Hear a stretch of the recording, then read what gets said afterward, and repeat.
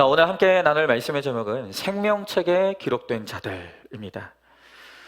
굉장히 오래전에 개봉된 영화예요. 1951년에 개봉했던 이 쿼바디스라는 영화가 있습니다. 굉장히 명작입니다. 여러분들 만약에 관심 있으시면 오늘 집에 가셔서 한번 보시는 것도 좋을 것 같은데요. 이 영화는요, 초대교회 시기에 신앙을 지키기 위해서 고군분투하던 기독교인들을 다룬 영화입니다. 여러분, 제가 영화의 내용을 좀 간단하게 소개를 할까요? 네로 황제 시대에 이 황제의 총애를 받던 로마의 사령관 마커스가 기독교인이자 로마의 인질로 사로잡혀온 리지아 공주를 사랑하게 되었습니다. 사실 이 리지아 공주도 마커스를 사모하는 마음이 있었어요. 하지만 그가 예수를 믿지 않는다는 이유로 리지아 공주는 끝까지 이 마커스 장군을 거절합니다. 여러분, 참 대단하지 않습니까? 공주였다가 지금 노예로 끌려왔는데 네로 다음 가는 권세를 가진 장군이 나를 사랑한다는데 그걸 거절할 수 있다는 것이 쉬운 게 아니죠. 그러나 이 리지아는 오직 믿음 때문에 이 마커스를 밀어냅니다. 그런데 참 이 마커스가 순정파예요. 아무리 그렇게 밀어내도 포기하지 않고 리지아 곁을 지킵니다. 그리고 신앙을 위해서 유혹과 핍박을 견뎌내는 이 그녀의 숭고한 신앙을 보면서 그도 마침내 복음을 받아들이게 돼요. 그런데 이 영화를 보면요, 이 마커스가 믿음을 갖기까지의 과정이 절대 쉬웠던 게 아니에요. 굉장히 험난합니다. 리지아는 사랑하는데 그가 믿는 복음은 도저히 받아들여지지 않으니까 언젠가는 이 리지아에게 예수님과 자신 중에 한 명만 고르라고 그렇게 종용하기를 조르기도 합니다. 또 이 영화에 보면 사도 베드로가 등장을 하는데 이 사도 베드로에게 마커스가 나는 예수의 적이 아니라고, 내가 어떻게 하면 예수의 적이 아니라는 것을 보여줄 수 있는지 한번 가르쳐 달라고 했더니 사도 베드로가 그렇다면 당장 노예들을 풀어주고 다시는 전쟁을 하지 말라는 대답을 합니다. 그때 그 말을 듣고 리지아 공주와의 교제를 잠시 끊기도 합니다. 하지만 결국 마커스는 리지아를 통해 예수님을 영접하고 믿음을 가지게 되는 거예요. 여러분, 우리도 이 험악하고 악한, 이 악하고 음란한 세상 가운데서 우리가 구원받는 믿음을 가지고 천국에 가기까지 정말 수많은 믿음의 연단들과 훈련들이 있는 것입니다. 여러분, 오늘 간증해 주셨던 저 청년도 비록 아직 젊은 나이지만 얼마나 어릴 때부터 많은 고난과 연단을 통과하면서 마침내 인생의 그 한계 상황에서 예수님을 고백하게 되는 것 아닙니까? 여러분, 그래서 오늘 우리는 이 말씀을 통해서 우리가 하나님 나라의 이 생명책에 올라갈 수 있는지, 어떻게 하면 올라갈 수 있는지 우리가 그것을 함께 묵상하기를 원하는데요. 과연 누가 이 하나님 나라의 생명책에 기록된 자인가? 오늘 여러분들 이 말씀을 잘 들으시면서 과연 내가 오늘 내 영혼을 하나님께서 오늘 부른다면 내 이름은 과연 생명책에 기록되어 있을까? 어떻게 하면 내 이름이 생명책에 기록되어 있을까? 우리가 그것을 진지하게 묵상하면서 오늘 이 말씀을 함께 나누기를 원합니다. 자, 먼저 첫 번째로 보석같이 빛나는 간증이 있는 사람이 생명책에 기록된 자들입니다. 자, 오늘 18절부터 20절의 말씀해 보니까 그 성곽은 벽옥으로 쌓았고 그 성은 정금인데 맑은 유리 같더라.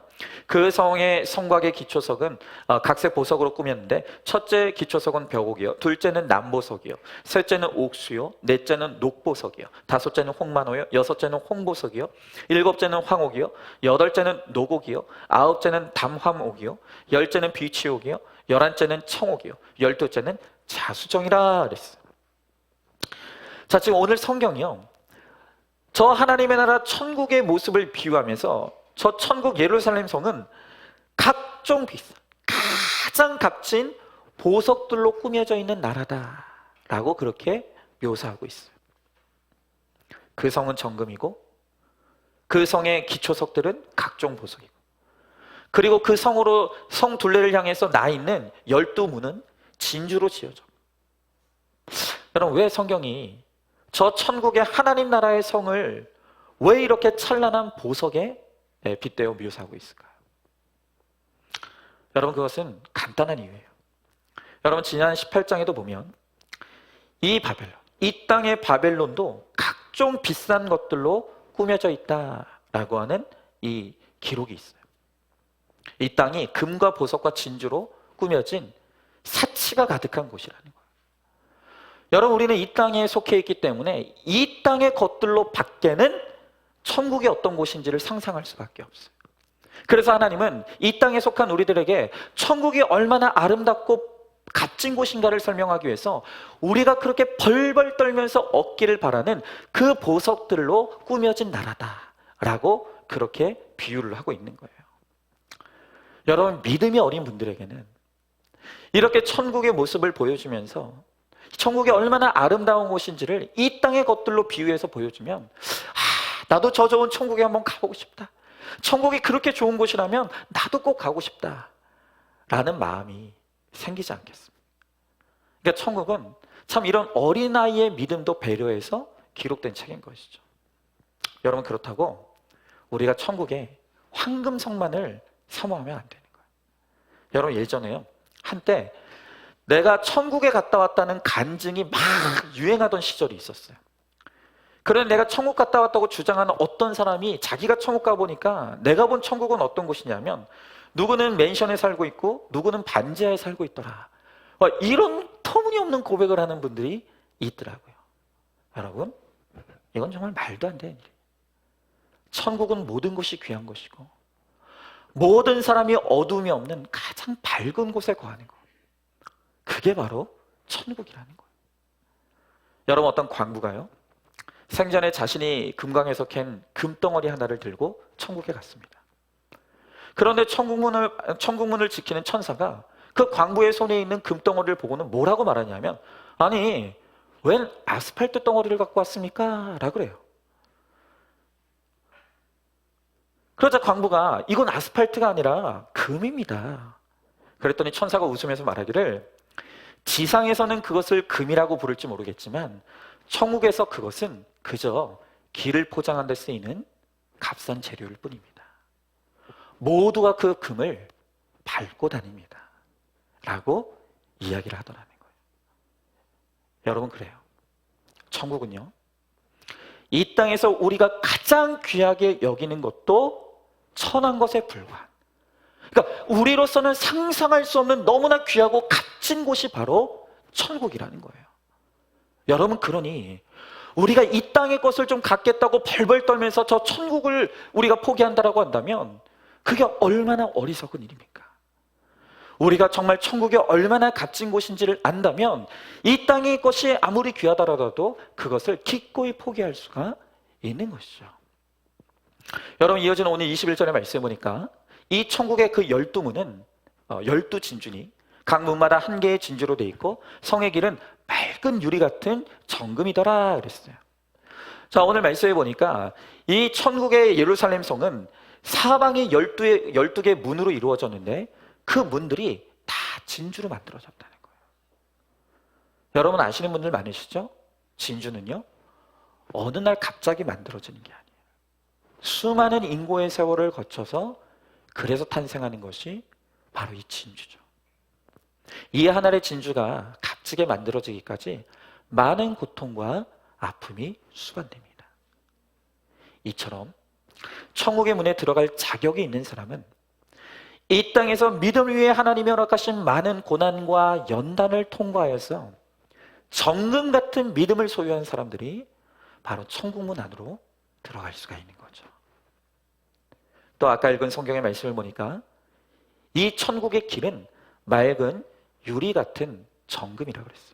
아까도 말씀드렸듯이 천국의 길이 우리가 그렇게 한 번이라도 갖고 싶어하는 그 금들로 다 깔려 있다는 거예요. 근데 성경은 이 천국의 길을 깔고 있는 그 금이 그냥 금이 아니라 정금이라고 그랬어요. 정금이란 불순물이 하나도 들어있지 않은 100% 순도 100%의 깨끗한 금을 의미하는 거죠. 여러분, 하나의 정금이 이루어지기까지는 그 원석이 끊임없이 불에 들어갔다 나왔다를 거치면서 뜨거운 불 가운데 모든 찌꺼기들이 다 태워져야 하는 거예요. 즉, 진주와 정금같이 우리가 이 땅에서 연단의 세월을 거치면서 그렇게 우리가 찌꺼기가 빠져있는 깨끗한 믿음이 이루어질 때 비로소 우리가 하나님 나라의 천국에 들어갈 수가 있다는 거예요. 여러분, 제가 앞서도 이 코바디스에 대해서 소개를 했지만 여러분, 이 영화는 초대 기독교인들의 삶을 너무나 잘 보여주고 있어요. 여러분, 극중의 역사적 배경은 황제 네로가, 로마의 황제였던 네로가 통치하던 시절이에요. 그런데 그 시절에 이 로마에 큰 화재가 일어났습니다. 그러자 이 로마 황제인 네로는 이 백성들이 자기를 탓할까 봐 이 불이 기독교인들이 낸 불이다 라고 거짓말을 해요. 그리고 그 일로 극심한 기독교 박해가 일어나게 됩니다. 그 일로 기독교인들은 지하의 감옥에 갇혀서 사자의 밥이 되기도 하고 또 불로 태워지는 극형에 처해지게 되는 거예요. 여러분, 그런데 놀랍게도 그들은 고통 가운데 죽어가면서도 끝까지 하나님을 찬송하고 하나님의 이름을 부인하지 않다가 순교의 피를 흘리는 거예요. 여러분, 그 모습을 이 네로 황제가 지켜보면서 두려움에 떨게 되는 거예요. 도대체 저들이 믿는 하나님이 무엇이길래, 도대체 저들이 믿는 저 하나님이 어떤 분이시길래 저들은 저렇게 죽어가면서까지 예수를 부인하지 않는가? 네로 황제가 두려워하는 거예요. 그리고 그러한 인고의 역사 끝에 마침내 로마가 복음으로 정복되는 것이죠. 여러분, 바로 이것이야말로 진주요 정금 같은 간증인 거예요. 그들의 삶 자체가 복음이 되어서 사람들을 생명으로 이끄는 것이죠. 여러분, 어떤 의사분이 우리들 교회에 처음 방문하게 됐는데 그날 방문했던 그 주일 설교에서 한 병원장님이 나와서 자신의 외도의 죄를 공개적으로 고백하는 걸 보고 깜짝 놀랐다. 아니, 어떻게 저렇게 사회적 지위가 있는 분이 수천 명이 모여있는 예배의 자리에서, 심지어 방송으로도 이게 나가고 있는데 어떻게 자신의 외도의 죄를 저렇게 오픈할 수가 있는가? 그런데 그분이 고백하기를 더 기가 막힌 건 뭐냐 하면 그 대단한 간증을 듣고 있는데 그걸 듣고 있는 성도들이 하나도 놀라는 사람이 없더라. 평안히 그 간증을 듣고 있더라는 거예요. 그분이 그날 그 병원장의 간증을 듣다가 이게 내 이야기 같아서 찔림을 받고 눈물을 쏟고 그날 예수님을 영접했다는 거예요. 여러분, 바로 이런 것이 사람을 살리는 이 성곽의 간증인 것이죠. 우리의 죄와 수치가 예수님을 만나 구원받고 죄사함을 받게 되면 그것이 아름다운 약자교가 되어서 그것을 전하는 다른 사람들에게 전할 때 그것이 그를 생명으로 이끄는 약자료가 되는 것이에요. 여러분, 이렇게 우리가 우리의 가치관에 면에서 구원이 목적이 되고 우리 인생이 다른 사람을 살리는 사명의 인생이 되면요, 나의 죄와 수치조차도 다른 사람을 살리는 보석 같은 인생이 될 수가 있는 거예요. 바로 하나님의 나라는 이러한 아름다운 간증이 고백되어지는 바로 그들에게 허락되는 나라인 것이죠. 저 한번 질문해 봅니다. 나의 고난은 영롱한 빛을 내는 보석 간증이 되고 있습니까? 아니면 여전히 나의 죄와 수치의 사건은 고통으로만 남아 있습니까? 나는 영육간에 투명합니까? 자, 두 번째로 내가 하나님의 성전인 것을 아는 자들이 생명책에 기록이 된다고 합니다. 자, 오늘 본문의 22절에 보니까요, 성 안에서 내가 성전을 보지 못하였으니 이는 주 하나님 곧 전능하신 이와 및 어린 양이 그 성전이심이라 그랬어요. 여러분, 오늘 이 지금 방금 읽은 말씀에 보니까 이 땅에는 있지만 천국에는 없는 게 있대요. 그게 뭡니까? 이 땅에는 있지만 천국에는 없는 것이 바로 성전이래요. 왜요? 하나님이 그곳의 주인이시냐고요. 천국에 가면 이제는 우리가 하나님과 직접 교제하고 직접 만날 수 있기 때문에 더 이상 천국에는 교회가 필요 없는 거예요. 성전이 필요한. 여러분, 그런데요, 이것은 단지 마지막 때에만 해당되는 말씀이 아니에요. 이제 우리가 예수 그리스도의 보혈의 피로 말미암아 하나님과 우리의 사이를 가로막고 있던 벽이 무너지고 이제 하나님과 우리가 하나님의 아버지가 되시고 우리는 그분의 자녀가 되었어요. 그래서 우리가 원하기만 하면 우리가 있는 어느 곳에서든지 주의 이름을 부를 수 있고 주를 만날 수 있고 주를 예배할 수가 있는 거예요. 여러분, 사도 바울도 예수 그리스도를 구원자와 주인으로 영접한 우리 모두 안에 하나님이 임하셔서 우리가 하나님의 성전이 된다는 거예요. 여러분, 이 교회가 성전이 아니에요. 이제 하나님께서는 여러분들 안에 직접 아름다운 영의 성전을 지으셔서 여러분들 안에 거하시고 여러분들과 영원토록 함께하기를 원하신다는 거예요. 여러분, 오늘 23절의 말씀에 보니까 그 성은 해나 달의 비침이 쓸데없으니 이는 하나님의 영광이 비치고 어린 양의 그 등불이 되심이라 그랬어요. 여러분, 이렇게 하나님이 우리 안에 거하시고 빛 대신 주님이 우리 안에 거하시게 되면 우리 안에 모든 어두운 것과 혼돈한 것들이 떠나가는 역사가 일어나는 거예요. 우리의 모든 어두운 죄들, 우리의 모든 혼란한 것들이 주님의 생명의 빛 앞에서 진리 안에서 떠나가는 역사가 일어나게 되는 거예요. 그리고 진리이신 주님이 우리 안에 거하시기 때문에 이제는 우리가 구원받을 수 있는 하나님을 아는 지식을 얻게 되는 것이죠. 여러분, 이 세상 사람들이요, 참 교만해요. 자기가 무슨 연구를 해가지고 뭘 하나를 발견하면 마치 자기가 이 세상의 모든 진리를 다 깨우친 것처럼 우쭐대는 거예요. 마치 자기가 하나님이라는 착각을 하는 거예요. 여러분, 그러나 우리가 이 세상에서 뭔가 하나 지식을 깨달았다는 것은 마치 모래가 가득한 모래사장에서 그냥 알갱이 하나를 끄집어낸 것과 똑같은 거예요. 여러분, 어떤 천문학자가 별 하나를 발견했다고 치자고요. 여러분, 그 별 위에는 은하계가 있어요. 은하계 위에는 은하군이 있어요. 그 은하군 위에는 은하단이 있어요. 여러분, 그러니까 하나님이 창조하신 이 세계의 넓이와 깊이는 우리로서는 측량이 안 되는 거예요. 우리가 그렇게 미물에 불과한 것이고 우리가 안다고 하는 것이 너무나 하찮은 것에 불과하다는 거예요. 여러분, 그러니 그 누구도 나를 스스로 비추는 등불이라고 말할 수 없는 거예요. 하나님이 내 안에 권하시는 내가 성전인 것을 아는 자, 그리고 주의 진리의 빛이 우리 가운데 임한 자는 바로 하나님이 나의 아버지시고 하나님이 나의 등불이 되신다는 것을 고백하게 되는 거예요. 여러분, 영국의 그 유명한 대학이죠, 옥스퍼드 대학의 교수인 리처드 도키스 같은 이 세 개의 석학들이 자신의 지식을 총동원해서 예수는 신이 아니다라는 주장을 끊임없이 하는 거예요. 히브리 대학의 역사학과 교수인 아주 전 세계적으로 유명한 유발 하라리는 이런 말을 해요. 많은 사람들이 동성끼리 사랑하면 신이 화를 낸다고 말하지만 이것은 사람들이 만들어낸 또 다른 상상에 불과하다. 그러면서 이 사람이 뭐라고 하냐면, 동성애를 하면 신이 화를 내는 것이 아니라 그저 사제와 목사가 화를 낼 뿐이다 라고 하면서 말씀과 진리를 조롱하는 거예요. 여러분, 우리가 이런 사람들이 가진 지식을 추앙하면서 이 사람들의 가르침을 받지 못해서 안타까워하는 거예요. 마치 이런 사람들에게 가면 이런 사람들이 나의 길을 제시해 줄 것 같아서 그런 사람들을 추앙하는 것이죠.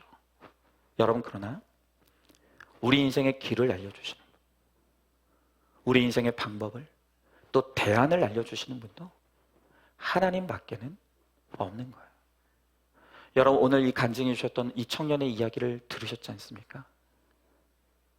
인생의 고난 가운데 하나님을 지워버리고 내 힘과 노력으로 살아보려고 했는데 인생이 뜻대로 되지 않더라는 거예요.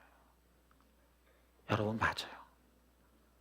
우리가 우리의 인생을 통해서 인생이 내 뜻대로 되는 것이 아니라고 하는 인생의 한계를 만나야 되는 거예요.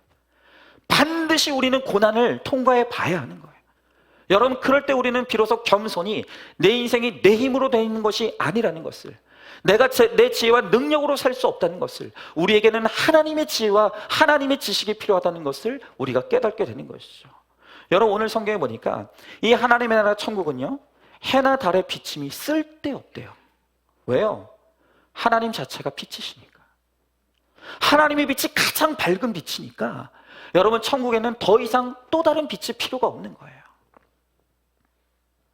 여러분 바로 이 주님의 빛이 우리 가운데 임해야지. 그 빛이 우리 가운데 들어와야 우리의 모든 어두운 것들이 사라지고 모든 혼돈이 정리되고 우리가 마침내 거룩한 주의 백성이 되어 하나님의 나라에 갈 수가 있는 거죠.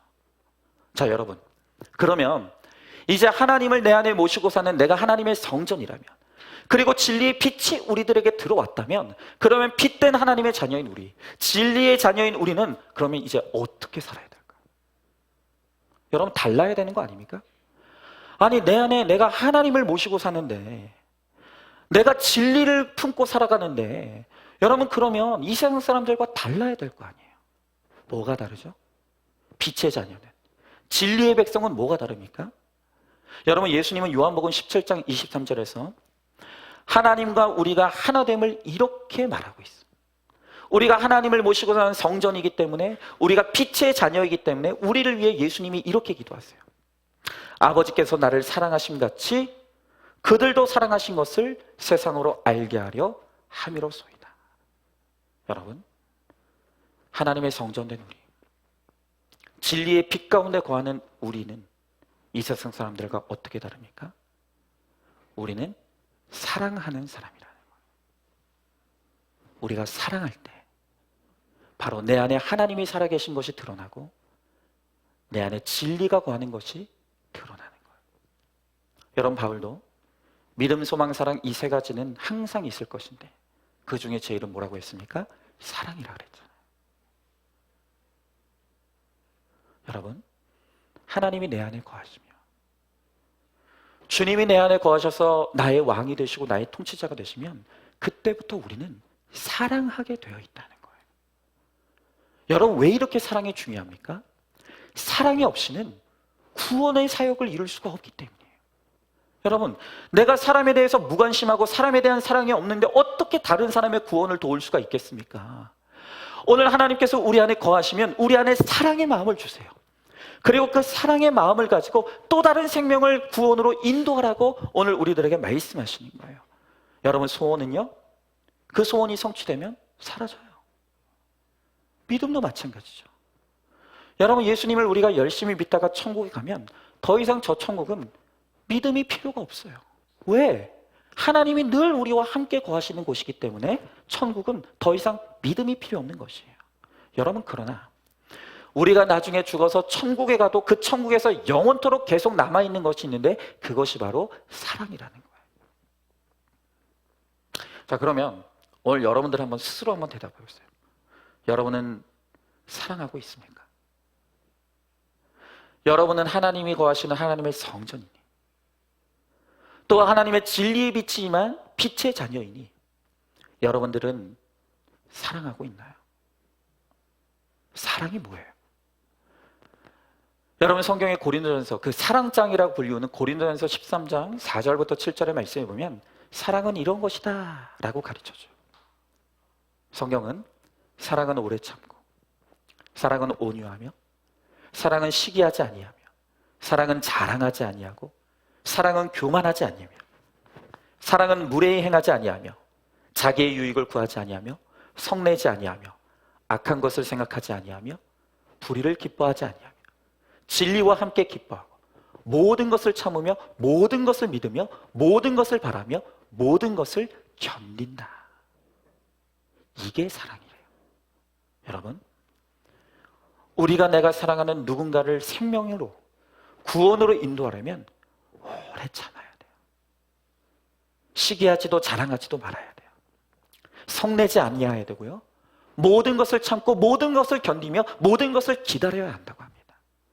자, 여러분, 이 고린도전서 13장이 말하는 이 하늘의 사랑에 대해서 들어보니 여러분은 지금 사랑하고 있는 사람입니까? 사랑하지 못하고 있는 사람입니까? 명확하죠? 여러분들은 사랑하고 있지 못해요. 여러분, 하나님 나라의 사랑은 우리 힘으로 할 수 없어요. 그건 절대로 우리의 힘으로 할 수 없는 사랑이에요. 여러분, 이러한 하나님 나라의 사랑은 하나님이 내 안에 거하셔야만, 주님이 우리 안에 빛으로 임하셔야만, 그래서 주님이 우리를 통치하고 다스려 주실 때에만 하나님이 주시는 힘으로 할 수 있게 되는 것이 바로 하나님 나라의 사랑인 거예요. 여러분, 결혼한 지 얼마 안 된 신혼부부의 간증을 한번 들려드릴게요. 이 부부가 서로를 어떻게 사랑하는지 한번 들어보세요. 먼저 남편 집사님의 이야기예요. 저는 결혼하고 한 달을 지내보니까 아내의 감정이 죽은 건 아닐까? 라는 생각이 들었습니다. 제 아내는 호불호가 없고 무조건 남에게 맞추기만 하는 이 아내의 모습이 병같게 느껴졌습니다. 여러분, 그렇죠. 제가 누누이 말씀드리잖아요. 여러분, 건강한 사람은요, 희노애락이 분명해요. 여러분, 재밌을 때는, 기쁠 때는 박장대소하고 웃을 줄 알고, 너무너무 애통하고 슬플 때는 펑펑 눈물을 흘리면서 울 줄 아는 사람이 건강한 사람이에요. 그런데 병든 분들은 어떤 분들이지 아십니까? 기뻐도 기쁘지가 않아요. 슬퍼도 슬픈 게 느껴지잖아요. 1년 365일이 가도 얼굴에 표정이 변하지 않아요. 여러분, 그 병든 거예요. 내 자신이 혼돈하니까 내가 뭘 좋아하는지를 모르니까 날마다 그냥 나는 없고 남에게 맞추기만 하는 거예요. 사람들은 그걸 착하다고 착각하는데요, 내가 뭘 좋아하는지 모르고 항상 남에게만 맞추는 사람은요, 그 병든 거예요. 근데 남편이 보니까 이 아내가 병든 것 같더라고요. 호불호가 없고 무조건 남에게 맞추기만 하는 이 아내의 모습이 병같게 느껴졌다. 그런데 아내와는 반대로 저는 혈기가 대단합니다. 그래서 저는 옳고 아내는 틀렸다고 생각했습니다. 그런데 곰곰이 생각해 보니까 감정이 죽은 아내와 혈기 대장인 제가 만났기 때문에 그 덕에 이혼하지 않고 살 수 있다는 것이 깨닫게 되었습니다. 그러고 보니 병들었다고 생각했던 아내야말로 나에게 하나님이 허락하신 최고의 아내라는 것이 깨달아집니다. 그래서 참 감사합니다 라고 남편이 고백했어요. 자, 그러면 아내는 뭐라고 고백했을까요? 이 아내의 나눔을 한번 들어볼게요. 남편은 자신도 남도 측량을 잘하는데 저는 저 자신이 어떤 사람인지도 잘 몰랐어요. 보세요. 이 마음에 이 어둠과 흑암과 혼돈이 많은 사람들은 내가 누군지를 몰라요. 자, 그런데 우리들 교회 온 뒤로 자기 죄를 보라는 권면을 들을 때마다 정말 힘들었습니다. 그런데 섬세한 남편 때문에 제가 생각이라는 걸 하기 시작했습니다. 또한 매일 큐티하고 목장에서 삶을 나누다 보니까 저절로 생각하는 훈련이 되었습니다. 그래서 전에는 무조건 상대방에게 맞춰주려고만 했는데 이것도 죄일 수 있다는 것을 깨닫게 되었습니다. 여러분 보세요. 정말 믿음의 가정의 아름다움은 뭔지 아십니까? 정말 믿음의 신결혼이라는 것은 같은 믿음과 같은 말씀 안에서 서로가 각자 나의 허물과 죄를 보면서 끊임없이 상대방의 수고를 통해서 나의 연약함과 약한 것과 나의 병든 것을 보면서 끊임없이 회개를 이루어가는 거예요. 그러면서 나의 반을 잘라내고 상대방의 반을 이어 붙여서 하나됨을 이루는 것, 바로 이것이 믿음의 신결혼의 아름다움인 거예요. 여러분, 이거는요, 말씀이 없이는 절대로 이루어질 수 없는 일이에요. 하나님의 말씀이 없으면요, 항상 우리가 외치는 건 나는 옳고 너는 틀렸어. 늘 내가 기준이니까 항상 부르짖는 게 나는 옳고 너는 틀렸어. 그러니까 전쟁이 끝이 없는 거예요. 여러분, 그러나 진리의 빛이 들어오면, 하나님이 우리 안에 거하시면 내 죄가 보여요. 상대방의 수고를 통해서 내 병든 게 보이는 거예요. 그러면서 끊임없이 회개를 이루어갈 때 하나됨을 이룰 수가 있는 거죠. 여러분, 이런데도 불신결혼 하시겠다고요? 이런데도 돈 많고 학벌 좋으면 그만이라고요? 그렇지 않다고요. 여러분, 사랑이라는 건 대단한 게 아닙니다. 이렇게 주 안에서 내 이야기를 솔직히 나누고 서로의 수고를 통해서 나의 허물과 죄를 보면서 그렇게 하나됨을 이루어가는 것이 가장 아름다운 사랑이고 바로 그것이 믿음의 복된 가정인 거예요. 여러분, 한번 질문해 보세요. 나는 내가 다 안다고, 나는 스스로 빛을 내는 사람이라고 자부하고 있지는 않습니까? 내가 하나님의 성전인 것을 알고 사랑을 실천하고 있습니까? 또 고린도전서 13장에서 말하는 사랑의 모습 중에 나는 지금 무엇이 가장 부족하다고 생각하십니까? 꼭 한번 목장에서 나눠보십시오. 자, 마지막 세 번째로 생명책에 기록되는 자들은 영광이 있는 자들입니다. 자, 오늘 24절부터 26절에 보니까 만국이 그 빛 가운데로 다니고 땅의 왕들이 자기 영광을 가지고 그리로 들어가리라. 낮의 성문들을 도무지 닫지 아니하니 거기에는 밤이 없습니다. 사람들이 만국의 영광과 존귀를 가지고 그리로 들어가겠고 그랬습니다. 여러분, 오늘 성경에 보니까 천국에는 또다시 없는 게 하나 있어요. 그게 뭐냐 하면 밤이 없대요. 천국은 날마다 하나님의 빛이 비추고 있는 곳이기 때문에 그곳엔 어두운 곳이 없다는 거예요. 그림자조차도 없다는 거예요. 여러분, 그래서 천국은요, 성도들 위한 완벽한 안전지대입니다. 그곳에는 두려움이 없어요. 거짓말도 없어요. 흉악함이 없어요. 우상숭배하는 자들이 있어요. 악한 세력들도 존재하지 않습니다. 오로지 그것은 하나님의 진리의 빛이 거하는 곳이기 때문에 오늘 성경에 보니까 문을 닫지 않는데요. 문을 활짝 열어놓는데요. 왜요? 그곳엔 악이 없기 때문에, 흑암이 없기 때문에. 천국은 서로를 100% 믿고 신뢰하고 사랑할 수 있는 곳이 바로 그것이 천국이라는 거예요. 자, 그런데 오늘 27절에 보세요. 27절에 보니까 무엇이든지 속된 것이나 가증한 일 또는 거짓말하는 자는 결코 그리로 들어가지 못하되 오직 어린 양의 생명책에 기록된 자들만 들어가리라. 여러분, 천국은 거짓이 없는 곳이라 그랬어요. 어두움이 물러간 곳이라 그랬어요. 그러하기에 여전히 이 땅에서 내 죄를 회개하지 못하고 여전히 죄에 가증한 것에 사로잡혀 있는 자들, 이런 자들은 예루살렘에 들어가지, 천국에 들어가지 못한다는 거예요. 여러분, 하나님의 영광이 나에게 비친다는 것은 무엇인지 아십니까? 그것은 내 죄를 아는 거예요. 내가 얼마나 거짓된 자인지, 내가 얼마나 죄가 많은 자인지를 깨닫고 정직하게 인정하고 회개하는 사람이 바로 영광이 거하는 사람이에요.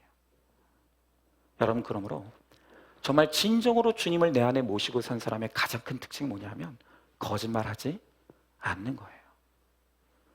여러분, 만약에 여러분이 예수님 믿는다고 하면서도 여전히 거짓말을 밥 먹듯이 하고, 여전히 나는 감춰야 될 게 많고 숨겨야 될 게 많은 분들, 여전히 나는 나의 죄와 수치를 온전히 오픈하고 고백하지 못하는 분들이 있다고 한다면 내가 정말 하나님이 거하시는 성전이 맞는지, 내가 정말 구원받은 하나님의 백성이 맞는지를 다시 심각하게 점검해 봐야 돼요.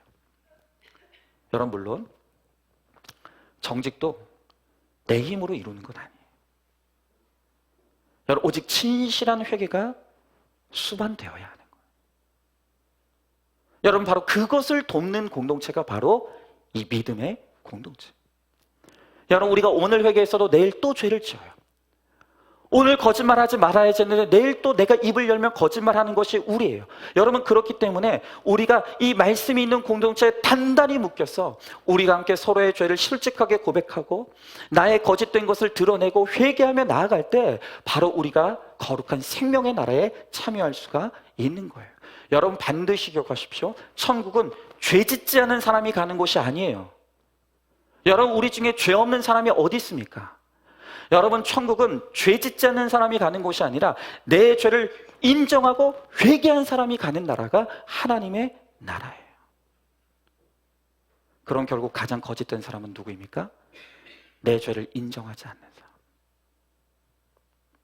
내가 죄인이라는 것을 고백하지 않는 사람, 그래서 회개의 자리로 나오지 않는 사람, 바로 그들이 가장 거짓된 사람인 것이죠. 여러분, 지금 이 땅에 사단이 뿌려놓은 얼마나 많은 거짓말들이 많은 줄 알아요. 그리고 이 땅을 살아가는 사람들 가운데 이 사단의 거짓에 매어서, 거짓의 영에 매어서 그 거짓 때문에 악과 죄 가운데 살아가는 사람들이 너무 많은 거예요.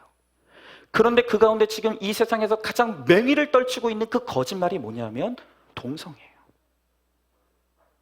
여러분, 오늘 이 동성애자들이 끊임없이 주장하는 게 뭡니까? 나는 태어날 때부터 동성애자였다는 거예요. 나도 어쩔 수가 없다는 거예요. 동성애는 자유고 나의 권리이고 나의 선택이기 때문에 누구도 동성애를 정죄할 수 없다는 거예요. 우리의 사랑을 인정하라는 거예요. 여러분, 그러나 그건 거짓이에요. 그건 죄예요. 우리는 반드시 진리에 속한, 생명에 속한 자로서 그들을 사랑하기 때문에 그것은 죄라고, 주님께로 돌아오라고 외칠 수 있어야 되는 것이죠. 여러분, 오늘 마지막으로 자신의 동성애 죄를 고백하고 회개하신 우리들 교회 한 남자 집사님의 나눔을 여러분들에게 한번 소개해 드릴게요. 얼마나 진실하게 자신의 죄를 오픈하고 고백하는지 한번 들어보세요.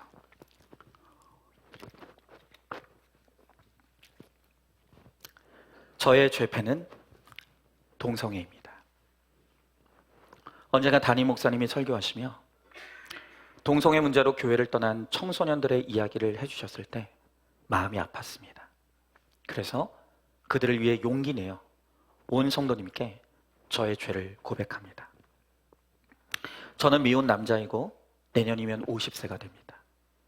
저는 청소년기까지는 동성애의 성향을 숨기며 살아왔습니다. 그러다 청년이 되면서 동성애에 본격적으로 빠져들었고 중년이 될 때까지 벗어나지 못했습니다. 겉으로는 평범해 보였지만 뒤로는 가증한 삶을 살았습니다. 죄를 이겨보고자 수없이 노력도 했습니다. 청소년 때는 성당에 다녀보기도 했고 청년 때는 6개월 동안 이단에 빠지기도 했으며 30대 중반에는 함께 성경을 읽는 한 인터넷 동호회에 가입해 잠언을 열심히 묵상했고 또 직장 동료를 따라 성경 강좌를 들으러 다니기도 했습니다. 그러나 동성애를 향한 갈망은 좀채 사라지지 않았습니다. 세상에서 성공하여 죄를 회피해 보고자 했지만 이마저도 실패하여 개인 회생도 경험했습니다. 이제는 회개하여 순리대로 살려고 노력하는데 동성애에 워낙 오래 빠져 있었어서 이성에게 다가가는 것이 너무나 어렵습니다. 그래도 목사님이 이야기하신 그 청소년처럼 가치관의 혼란을 겪으며 교회를 떠나는 사람들의 발걸음을 다시 하나님께 향하게 할 수만 있다면 얼마든지 저의 죄를 고백하겠습니다. 하나님이 옳다고 하시는 삶을 살면서 수치와 조롱을 받는데도 잘 감내하겠습니다. 주님, 가증한 삶을 살아온 저를 불쌍히 여겨 주시옵소서. 동성애라는 암세포 속으로 살아 돌아오게 해주셔서 감사합니다. 이제는 암세포를 잡아 이기는 자가 되기를 간구합니다. 할렐루야 고백했습니다. 여러분 보세요. 어떻게 이렇게 수치스러운 자신의 죄를 오픈할 수 있습니까? 오늘 이분이 자신의 철저히 숨겨왔던 그 동성애의 악과 죄를 오늘 오픈한 것은 또 다른 지금 동성애의 거짓에 빠져있는 우리 젊은이들, 우리 청소년들을 한 영혼이라도 구원하기 위해서 자신이 약점에만 될 수 있다고 한다면 오늘 이것을 기꺼이 고백하겠다는 거예요. 여러분, 이 동성애가 오늘 우리 시대에 정말 맹위를 떨치고 있어요. 동성애도 사랑이다 라고 하는 이 사단의 거짓말에 매어서 거짓된 영에 매어서 오늘 죄 가운데 있는 거예요. 여러분, 지금요 전 세계적으로 전염병 하나가 또다시 돌기 시작했어요. 소위 원숭이 두창이라고 불리우는 엠폭스 전염병이 지금 창궐하고 있어요. 우리나라에도 들어왔어요. 그런데 여러분, 이 병은요 온몸에 수포가 발생하는 아주 악질적인 병인데 전문가들이 이 병의 발원지가 어디인지를 추적해 봤더니 놀라운 사실이 밝혀졌어요. 여러분, 이 엠폭스, 원숭이 두창의 발원지가 어디냐면 다름 아닌, 여러분 죄송해요, 듣기 힘드시더라도 여러분들은 진실을 직면하셔야 돼요. 이 병의 발원지가 다름 아닌 바로 남성 간의 비위생적인 학문 성교가 바로 이 병의 진원지라는 것이 밝혀졌어요. 여러분, 이 병은요 남성 간의 비정상적인 성교로만 발생하는 전염병이에요. 근데 여러분, 기가 막힌 게 뭔지 아십니까? 이 병의 이름은 들어봤을 텐데 이 병이 이런 원인으로 이루어진다는 걸 들어본 적이 있으신가요? 없을 거예요. 왜냐하면 지금 정부 당국에서 이 병의 정확한 원인을 밝히지를 않기 때문이에요. 왜 그러냐? 그들의 인권 때문이랍니다. 그들의 인권을 보호해야 되기 때문에, 그들이 지금 심각한 질병에 노출이 돼 있고 오늘 우리도 이 질병에 노출이 되어 있는데 그런데 그들을 보호하기 위해서 보호한다는 명목으로 이걸 쉬쉬하고 있다는 거예요. 여러분 그런데 지금 이것에 대해서 엄중식 가천대 길병원 감염내과 교수는 이렇게 말하는 거예요. 사실상 남성 간의 성접촉을 통한 성맥의 전파가 일어나고 있는데 정확하게 정부에서 표현을 안 해주고 있기 때문에 필요 없는 우려가 발생하고 있다고 본다. 더 큰 문제는 양성애자가 엠폭스에 감염될 경우 감염 확산세는 지금보다 더 위험해질 것이라는 것이다. 다시 말하면 남성도 좋아하고 여성도 좋아하는 양성애자들이 남성하고 성관계를 맺다가 엠폭스에 걸려서 여성하고 또 성관계를 하게 되면 이게 기하급수적으로 퍼져버린다는 거예요. 그런데 정부가 이것을 말을 하지 않고 쉬쉬하고 있으니까 너무 지금 위험한 상태에 있다고 감염 전문가가 지금 이야기하고 있는 거예요. 정확하게 이야기해 줘야 된다는 거예요. 그러면서 말하기를 성소수자 관련 시민단체 커뮤니티 등을 통해 엠폭스의 위험을 적극적으로 알려야 한다라고 경고하고 있는 거예요. 여러분, 하나님께서 우리들에게 부여하신 창조의 질서가 있어요. 우리의 이 질서에 순종해서 제한된 자유를 누릴 때 바로 거기에 안전이 있고 평안이 있는 거예요. 하나님께서 이 창조의 질서와 원리를 지키라고 하시는 이유는 오늘 우리들을 안전하게 지키시기 위한 거예요. 여러분, 이 원리를 벗어나는 순간 거기에 재앙이 있는 거예요. 파괴가 있는 것입니다. 그런데 오늘 이 세상에 이 사단이 뿌려놓은 거짓이 무엇입니까? 그거 지킬 필요 없다는 거예요. 네가 하나님이기 때문에 네가 원하는 것을 하면 된다는 거예요. 그리고 그 결과로 그 거짓의 영에 속아남은 결과로 지금 이 땅에 재앙이 임하고 있는 거예요. 분명히 하나님의 창조 질서를 벗어난 죄와 악은 반드시 재앙이 임하는데도 불구하고 오늘 사람들이 그걸 덮어주는 거예요. 그걸 가려주는 거예요. 그러면서 그게 죄가 아니라고 말하고 있는 거예요. 여러분, 정말 이거는요, 돌파구가 없어 보이는 문제예요. 이건 오직 하나님의 말씀이 아니면, 정말 이 하나님의 진리의 말씀이 아니면 이건 절대로 해결될 수 없는 문제인 것입니다. 여러분, 오늘 이 동성애에 대한 이야기를 여러분들에게 말씀하실 때 속으로 더럽다고 생각하십니까? 그렇지 않아요. 여러분, 우리가 그들을 사랑하고 불쌍히 여겨야 되는 거예요.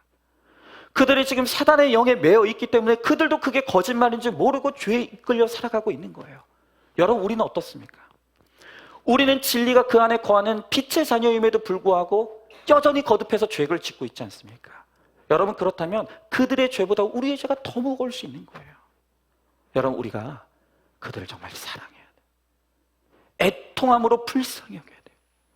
그리고 그들을 사랑하기 때문에 그러면 안 된다고. 그것은 죄라고. 그러한 악과 음란의 끝에 재앙이 있다고 오늘 신실하게 외쳐주는 오늘 사명을 우리가 감당해야 하는 거예요. 여러분, 오늘 성경은 말합니다. 생명책에 기록된 자들은 보석같이 빛나는 간증이 있는 사람이라고 그랬어요. 그리고 생명책에 기록된 자들은 하나님이 거하시는 하나님의 성전이 되고 진리의 빛이 그 안에 거하는 자들, 그리고 그 속에 가증한 것이 거짓된 것이 없는 자들이 바로 하나님의 생명책에 들어갈 자격이 있는 자라고 말씀하시는 거예요. 여러분, 그러므로 오늘 이 시간 다른 누구가 아닌 바로 내 안에 어둠이 있고 내 안에 혼돈이 있고 내 안에 거짓된 것이 있다는 것을 우리 분명하게 고백하면서 주님, 나를 불쌍히 여겨달라고, 주님, 나를 생명책에서 지우지 마시고 나의 악과 죄를 불쌍히 여기시고 주님, 나를 용서해달라고, 그리고 그 죄로부터 일어날 수 있는 힘을 달라고 여러분들 오늘 이 시간 우리가 하나님 앞에 철저히 회개하며 고백해야 돼요. 그리고 오늘도 저 거짓의 영에 사로잡혀 그것이 죄인 줄도 모르고 살아가는 그 불쌍한, 특별히 우리 동성애 형제자매들, 하나님 그들을 불쌍히 여겨 그들도 죄를 깨닫고 돌아와 생명책에 기록될 수 있도록 은혜를 베풀어 달라고. 그렇게 빛의 자녀의 사명을 감당함으로 나도 구원받고 많은 영혼들을 구원으로 인도하는 저와 여러분 우리 모두가 될 수 있기를 주님의 이름으로 축복합니다. 오늘 이 시간 우리 말씀을 기억하면서 함께 찬양하고 기도했으면 좋겠습니다. 여러분, 그렇습니다. 정말 이 땅은 우리 그리스도인들이 살기에는 너무나 힘든 곳이에요. 이제 우리가 진리 안에 거하기에, 하나님의 말씀의 빛 안에 거하기에, 오늘 거짓되고 악으로 가득한 이 세상을 살아가는 것이 너무나 고단해요. 여러분, 그러나 우리에게 소망이 있어요. 어떤 소망이 있습니까? 하나님이 우리를 고아와 같이 내버려 두지 않겠다고 하셨어요. 내가 너희와 영원히 함께 하시겠다고 하셨어요. 우리 주의 성령께서 우리를 위해 탄식하며 기도하시고 우리의 연약함을 도우시고 구원의 그날까지 우리를 생명의 길로 인도해 주시겠다고 약속하십니다. 여러분, 이 생명의 주님을 우리가 믿고 의지하면서, 주님, 나는 죄인입니다. 주님, 나를 불쌍히 여겨주시고 나를 악과 죄로부터 구원하여 주셔서 하나님, 나도 하나님의 생명책에 기록될 수 있게 하여 주시옵소서. 또한 정말 오늘 이 땅에 이 사단의 거짓의 영에 매여서 오늘도 악과 음란 가운데 살아가는 그 수많은 영혼들, 특별히 오늘 동성애악에 빠져있는 우리 사랑하는 형제 자매들이 정말로 진리의 말씀이 들리고 하나님 회개의 자리로 돌아올 수 있도록, 생명의 자리로 돌아올 수 있도록 우리 안산중앙교회가 그들을 능히 품어낼 수 있는 하나님 생명의 공동체가 될 수 있게 해달라고 여러분, 우리가 정말로 기도해야 될 줄로 압니다. 오늘 이 찬양 우리 같이 찬양하고 함께 기도하겠습니다.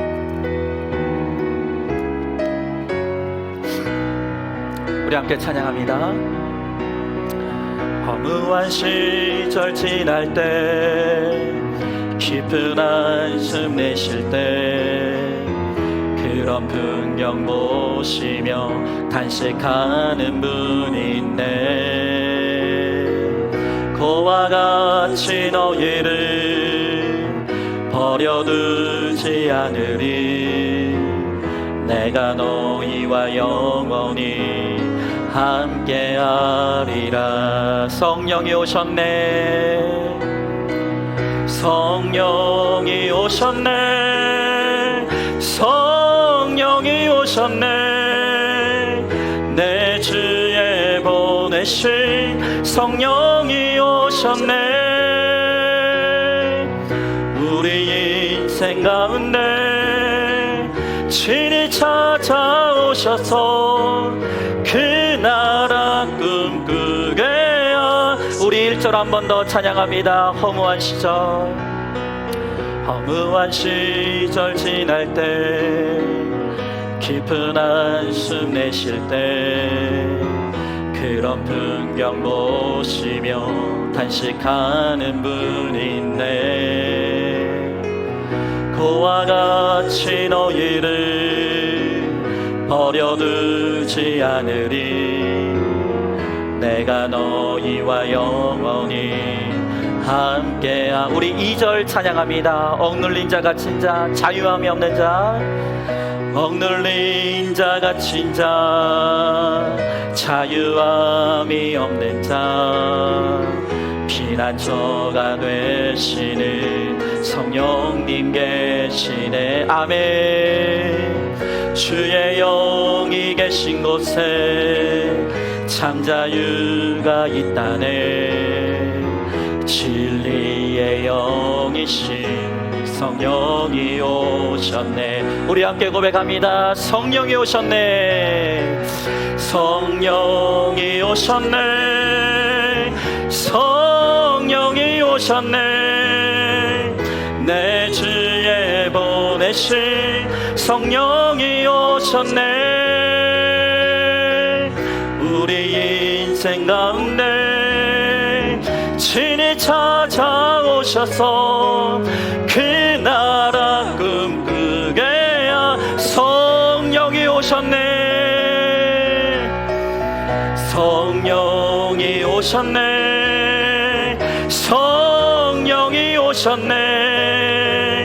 내 주에 보내신 성령이 오셨네. 우리 인생 가운데 친히 찾아오셔서 그 나라 꿈꾸게 하. 우리 마지막으로 한 번 더 고백합니다. 성령이 오셨네. 성령이 오셨네. 성령이 오셨네. 내 주에 보내신 성령이 오셨네. 우리 인생 가운데 친히 찾아오셔서 그 나라 꿈꾸게 하시네. 여러분, 오늘 이 시간 우리 함께 기도하기 원합니다. 그렇습니다. 우리는 우리의 죄 가운데 죽을 수밖에 없었던 가망이 없고 소망이 없는 인생이었습니다. 그러나 주님께서 빛으로 우리들에게 찾아오시고 진리의 말씀으로 우리를 찾아오셔서 우리의 죄를 회개하게 하시고 주의 십자가의 은혜로 죄 사함을 받고 구원받게 하셨습니다. 여러분, 오늘 이 시간, 오늘 우리를 고와 같이 내버려 두지 아니하시고 하나님의 나라를 가는 그 날까지 우리를 떠나지 아니하시고 우리를 생명의 길로 인도하시겠다고 주님 약속하십니다. 주님, 그렇습니다.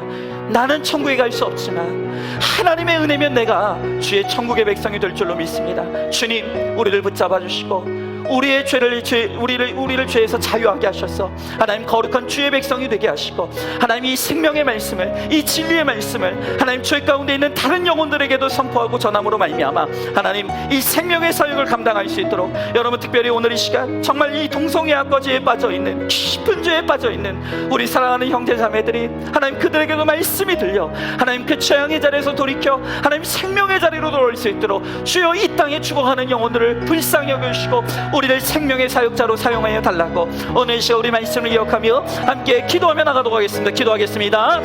사랑과 은혜가 충만하신 하나님 아버지, 주님에게 한 사랑과 은혜를 감사드립니다. 주여, 나의 하나님 아버지, 그렇습니다. 하나님, 우리도 죄 가운데 빠져 허우적대는 인생이었습니다. 하나님, 우리도 소망이 없던 인생이었습니다. 그러나 하나님 아버지, 주님이 우리에게 찾아오셔서 빛으로 진리로 우리에게 새 생명을 주시고 우리로 하여금 이제는 하늘의 소망을 바라보며 살아갈 수 있도록 은혜를 베풀어 주심을 감사드립니다. 하나님 아버지, 여전히 우리가 죄 가운데 있습니다. 우리가 여전히 넘어지고 있습니다. 그러나 하나님, 우리에게 소망이 있는 것을 아버지, 나를 고와 같이 내버려 두지 아니하시고 영원토록 나와 함께 하시겠다고 약속하시는 주의 성령께서 내 안에 계시기에 아버지, 우리가 결국 거룩을 이루어내고 아버지, 우리가 하나님 나라에 들어가게 될 줄로 믿습니다. 하나님 아버지, 우리가 오늘도 하나님을 바라보며 진리 안에 거하며 빛 가운데서 날마다 내 죄를 보고 회개함으로 말미암아 거룩한 주의 백성이 될 수 있도록 주여, 나의 하나님 아버지, 함께하여 주시옵소서. 하나님 아버지, 특별히 이 시간 정말 이 세상의 죄 가운데 빠져있는 아버지의 불쌍한 영혼들을 위해서 이 시간 기도합니다. 주여 하나님 아버지, 그들이 진리를 몰라 아버지 그들이 빛을 받지 못하셔서 하나님 어둠 가운데 거하고 있습니다. 아버지, 특별히 하나님 동성애 악과지에 빠져있는 우리 사랑하는 형제자매들을 주여 기억하여 주시옵시고 그들에게 빛으로 찾아가 주셔서 모든 어둠이 물러가게 하여 주시옵시고 하나님 생명의 빛으로 나와 하나님의 생명책에 기록될 수 있도록 주여 하나님 아버지 함께 하여 주시고 주님 역사하여 주시옵소서. 믿습니다. 아멘. 하나님 아버지, 감사합니다. 우리같이 가망이 없는 죄인을 사랑하시고 여전히 죄의 한가운데 빠져 허우적대고 있을 때 우리에게 먼저 찾아오셔서 우리의 생명의 빛을 비추어 주시고 진리의 말씀을 허락하셔서 우리의 죄를 깨닫고 회개하여 구원받을 수 있도록 은혜를 베풀어 주심을 감사드립니다. 하나님, 여전히 나 자신을 보면 애통합니다. 너무나 슬픕니다. 내 안에 하나님이 거하시고 내가 진리의 빛 가운데 거하는데도 여전히 우리는 똑같은 죄의 자리에 넘어지고 똑같은 실수와 실패를 반복하며 살아갑니다. 그러나 우리에게 소망이 있는 것은 우리를 고와 같이 내버려 두지 아니하시고 우리 안에서 나를 위해 오늘도 탄식하시며 영원까지 우리를 지키시고 이끌어 가시는 성령 하나님의 은혜와 사랑이 있기에 오늘 우리들에게 소망이 있는 줄로 믿습니다.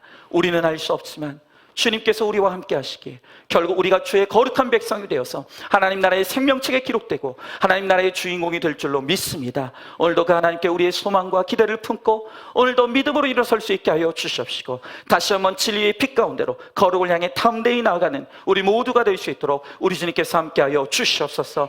하나님, 특별히 오늘도 이 세상에서 악과 죄 가운데 사단의 거짓 가운데 매여 하나님 죄를 지으며 살아갈 수밖에 없는 오늘 이 땅의 불쌍한 영혼들을 위해서 기도합니다. 하나님, 특별히 동성애 거짓에 매여 하나님, 오늘 죄 가운데 허우적거리고 있는 우리 사랑하는 동성애 형제자매들, 주여 불쌍히 여겨 주시옵소서.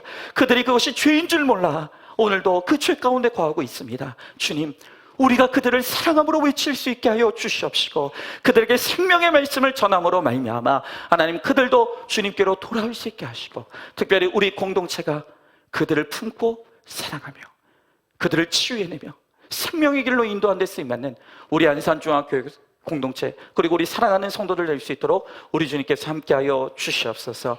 믿사오며 사랑이 많으신 우리 예수님 이름 받들어 기도드리옵나이다. 아멘. 이제는 우리 주 예수 그리스도의 은혜와 하나님의 사랑과 성령의 교통하심이, 이제는 예수 그리스도의 십자가의 은혜 안에서 저 천성을 향해, 저 천국문을 향해 오늘도 거룩의 길로, 십자가의 길로 담대히 나가기를 소망하는 사랑하는 모든 성도들 머리 위에, 또한 이 세상 죄 가운데 빠져 허우적거리고 있는 영혼들을 생명의 길로 인도하기를 소망하는 또한 모든 성도들 머리 위에 이제로부터 영원토록 함께 계실지어다. 아멘.